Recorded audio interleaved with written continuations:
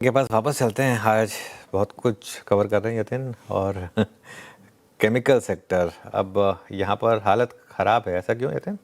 देखिए, chemical sector एक ऐसा सेक्टर है जिसके Q2 नतीजे में लोगों को लग रहा था कि मैनेजमेंट की कमेंट्री रहेगी सेकेंड हाफ में रिकवरी होगी, लेकिन जिस तरीके से केमिकल के दाम में कटौती आपने देखी है, ग्लोबल चाइना में ओवर सप्लाई है, यूएस मार्केट्स और यूरोप मार्केट्स में खपती कम है, तो शायद सेकेंड हाफ में जो मैनेजमेंट पहले बता रहे थे Q1 में कि शायद सेकेंड हाफ बेटर रहेगा, ऐसा कुछ हो नहीं रहा है।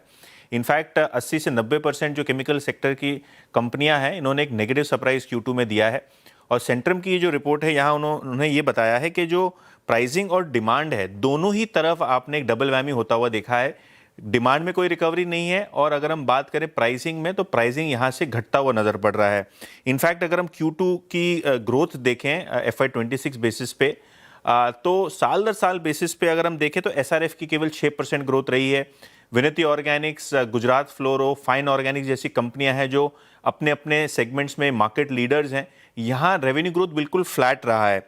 इनफैक्ट नवीन फ्लोरिन और रोजारी बायोटेक शायद यही एक दो कंपनियां हैं इक्का दुक्का जहां आपको 25 से 45% की ग्रोथ आती हुई नजर पड़ रही है, और शायद नवीन फ्लोरिन ने एक आउटस्टैंडिंग नंबर था पूरे सेक्टर का Q2 में।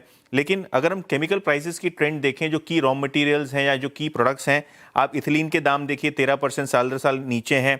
पीवीसी की बात करें, पॉलीप्रोपिलीन की बात करें तो 8 से 15% की गिरावट है। एसीटोन जो दीपक नाइट्रेट का एक बड़ा प्रोडक्ट है, यहाँ 27% का साल दर साल डिक्लाइन है। सोडा ऐश की तो बात ही मत कीजिए, यहाँ 30% का आपने डिक्लाइन देखा है। हालांकि TDI कॉस्टिक सोडा में थोड़ी बहुत प्राइस रिकवरी है, लेकिन जो की केमिकल्स हैं, यहाँ अभी भी पेन आपको दिखता हुआ नजर पड़ रहा है, और शायद इसीलिए बहुत सारे ब्रोकरेजेस ने अपने केमिकल शेयर्स के जो टारगेट्स हैं वो कट किए हैं, और शायद करंट मार्केट प्राइस के आसपास ही आपको सारे के सारे लक्ष्य दिखाई पड़ रहे हैं केमिकल सेक्टर में।